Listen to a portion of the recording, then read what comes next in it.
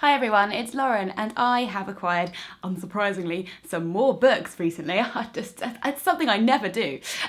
So I thought I'd do a little book haul video for you. I know in my Google poll, a lot of people said that they don't really like watching book hauls or they prefer watching reviews to book hauls, but I don't believe you. See, I don't believe you. I think you want to watch them really. So I'll start with the books that were sent to me by publishers. The first one of these is They Can't Kill Us All by Wesley Lowry, which is the story of the Black Lives Matter movement in the US, and this was sent to me by Penguin. Wesley Lowry is a reporter for the Washington Post who generally covers law enforcement and justice, so I think that's a really interesting perspective from which to read the story of the movement, and I'm wanting to read a little bit more non-fiction, or at least get into reading it a little bit more regularly, so looking forward to diving into this one. I say that about every book, have you noticed? Every time I get a book I'm like, I'm looking forward to that. It's like, obviously you're looking forward to it, Lauren, otherwise you wouldn't have bought it. The next two were sent to me by Bonnier, and they are Sophia Khan is Not Obliged and the sequel, The Other Half of Happiness, which is coming out soon. Sophia Khan has been marketed as kind of the Muslim Bridget Jones, and do you know what? I want to read a little bit more of this stuff. I want to widen what I read a little bit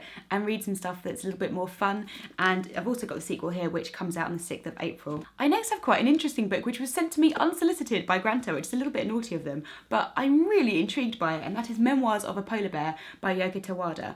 Now this is about 3 generations of polar bear. It was written in German and it's been translated. The grandmother polar bear is like a memoirist who works in an office or something, who flees her life in Soviet Russia. Then she has a daughter who works in the East Berlin circus. And then the 3rd generation is Knut, which was a baby polar bear born in the Berlin Zoo, I think, yeah, in the 21st century. I remember when Knut was born and there was a big thing in the news that he didn't have a mother who was like an orphan polar bear. So this is a bit sort of fact/fiction/magical realism, I think. So thank you, Granta. I mean, this was quite a nice surprise to find in my mailbox, and yeah, just really intrigued. I'm very intrigued by that one. So now onto the books that I bought, and basically at the beginning of the year, I did what I'm sure a lot of you have done as well, and watched a lot of my favourite books of 2016 videos, and then I was like, oh, I need to read all of these. So I went out and I got some of the ones that kept cropping up in people's best of lists and the ones that made me most excited. The first one of these is The Essex Serpent by Sarah Perry, and look at this beautiful cover. This is a special version from Waterstones, I think, because it won the Waterstones Book of the Year prize. This is set in the 19th century and it's about a woman who's widowed and she leaves London with her son to Essex, which is almost in the suburbs, outskirts of London, countryside area to the east. And while she's there, she finds that there's rumours that the Essex Serpent, this fabled magical beast, has returned to that area. I don't know very much more than that, and I don't think I want to know much more because I've heard so many good things about this book and the writing.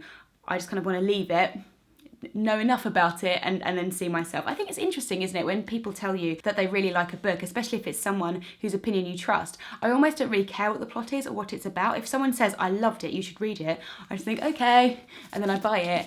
And it's nice, and I quite like having that, going into it blind. Similarly to The Essex Serpent, I have another book which I know even less about, other than the fact that it's sci-fi, and that is The Long Way to a Small Angry Planet by Becky Chambers.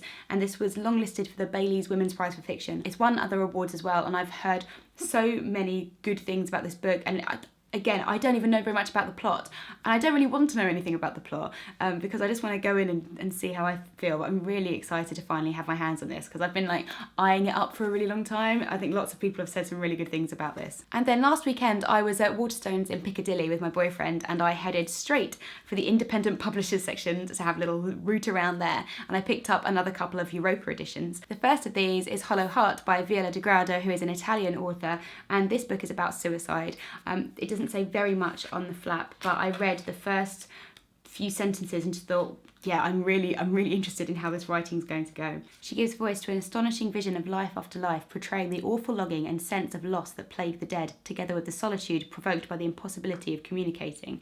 The afterlife itself is seen as a dark, seething place where one is preyed upon by the cruel and unrelenting elements. I just thought, like, I don't know what it is. It's not like I'm really morbid, but it just sounds really sort of like eerie and interesting, and I just thought the writing was really good. So I'd give it a go. And then the second book that I got from them was by a Chilean author, Luis Sepulveda, and I got The Shadow of What We Were. This is about a group of men who are coming together, having not seen each other since the coup in 1973 in Chile.